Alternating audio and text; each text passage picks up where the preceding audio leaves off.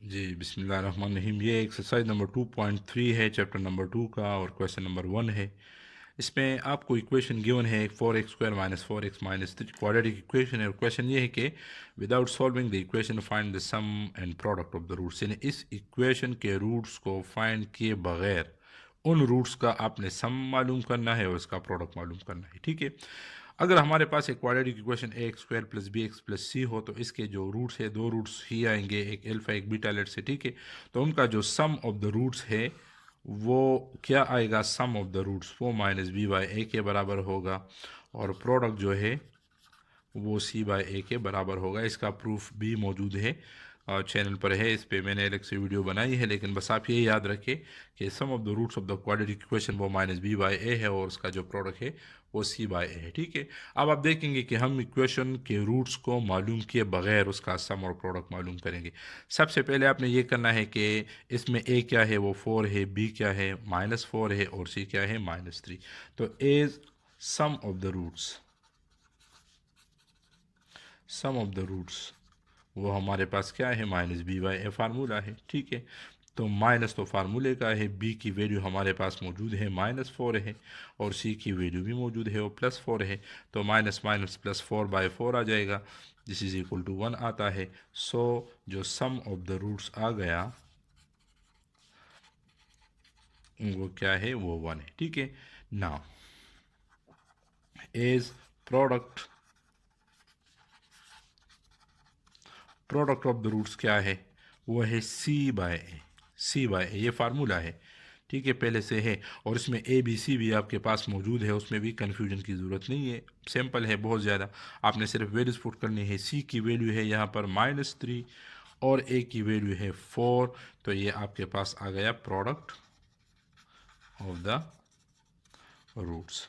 ठीक है, तो ये है प्रोडक्ट ऑफ द रूट्स, और ये है सम ऑफ द रूट्स। यानी इस इक्वेशन के रूट्स को मालूम किए बगैर हमने उनका सम भी मालूम किया और हमने उनका प्रोडक्ट भी मालूम किया। यानी इस इक्वेशन को जब आप सॉल्व करते हैं फैक्टराइजेशन से या कंप्लीटिंग स्क्वायर से या क्वाड्रेटिक से, तो आपके पास एक्स की दो वैल्यूज आती है। ठीक है, तो इस इक्वेशन को आप सॉल्व करें खुद से, और जो दो वैल्यूज आपके पास एक्स की आती है, अगर आप उनको सम करेंगे तो 1 आ जाएगा, उनको मल्टीप्लाई करेंगे तो एग्जैक्टली आपके पास -3/4 आ जाएगा। तो ये हमारे पास एक इसका एक फार्मूला है कि हम किसी क्वाड्रेटिक इक्वेशन को सॉल्व किए बगैर उसका सम ऑफ रूट्स और प्रोडक्ट ऑफ रूट्स मालूम कर सकते हैं। Question number 2 very very important question है। Find the value of k if the sum of the roots of this equation is equal to the product of its root. ठीक है, तो ये very very important question है। तो exam point of view के लिहाज से एक इक्वेशन आपको गिवन है, उसमें आपने के की वैल्यू फाइंड करनी है, लेकिन उसके लिए आपको एक कंडीशन है कि इसी इक्वेशन के सम ऑफ द रूट्स और प्रोडक्ट ऑफ द रूट्स वो अगर आप बराबर ले लें या बराबर आना चाहते हैं, तो के की हम क्या वैल्यू रखें। तो आसान है, बहुत ज़्यादा सिंपल है, आप बस आप गौर करें साथ साथ। देखिए, इसमें हम गिवन इक्वेशन की तरफ पहले आते हैं, गिवन इक्वेशन।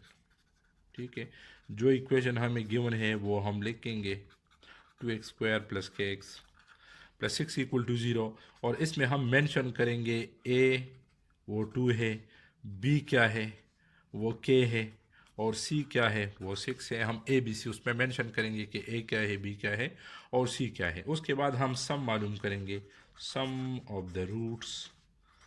ठीक है, तो वो फार्मूला है, वो क्या है, -b/a है। तो इसमें आप वैल्यूज पुट करें, माइनस बी की जगह हम लगाएंगे के, और ए की जगह लगाएंगे 2। k/2 आपके पास आ गया, -k/2 some of the roots. ठीक है, and product of the roots वो तो c/a फार्मूला है, तो c भी आपके पास है 6 है, डिवाइडिंग बाय 2 है। सिंप्लीफाई करना चाहे कर ले, ना करना चाहे ना करे। ठीक है, सिर्फ ये लगाना चाहते हैं या 3 लगाना चाहते हैं, दोनों ठीक है। ठीक है, यहाँ तक तो हम आ गए, जो इक्वेशन था और से हमने सम और प्रोडक्ट मालूम किया। अब हम आते हैं कंडीशन की तरफ। कंडीशन क्या है कि if the sum of the roots of this equation is equal to the product of the roots. Now if, now according to the condition,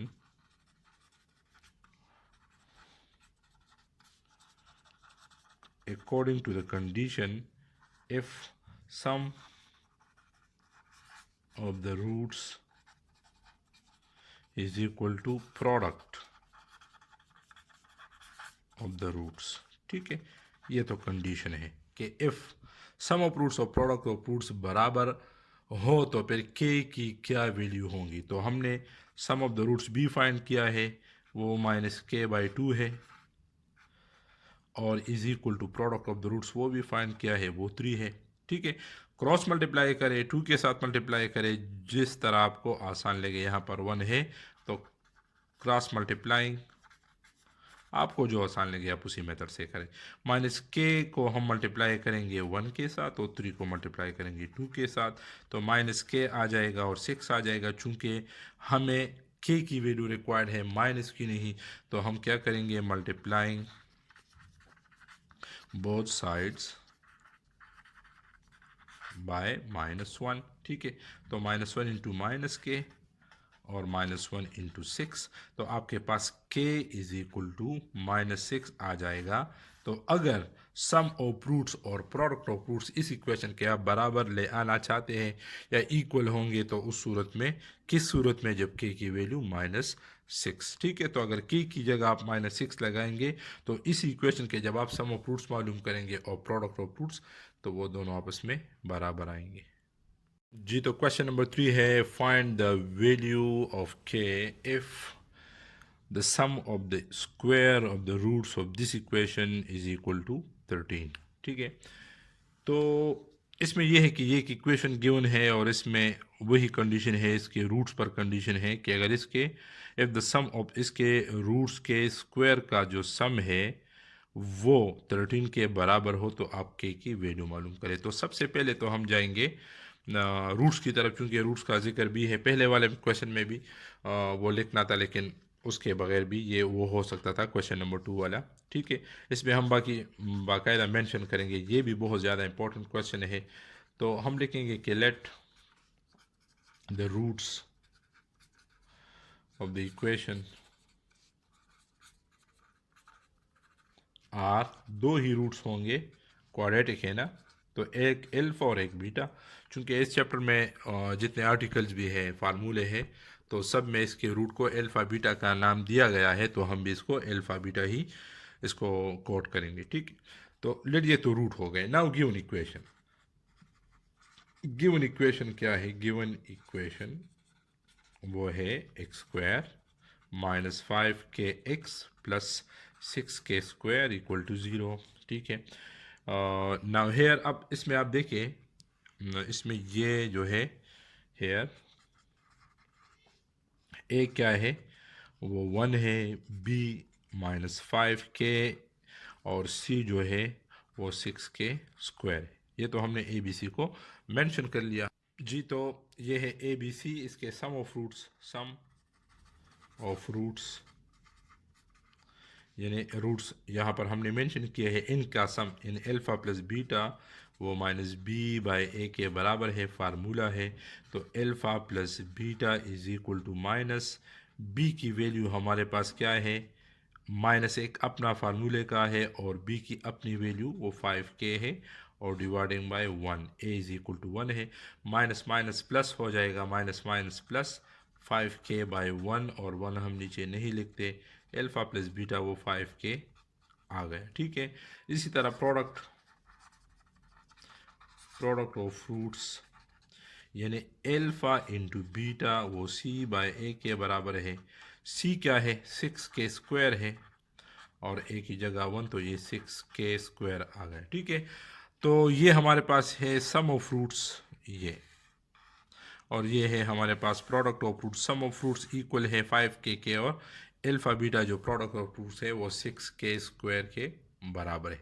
ठीक है, ये अच्छा, अब कंडीशन की तरफ आते हैं, वेरी इंपॉर्टेंट।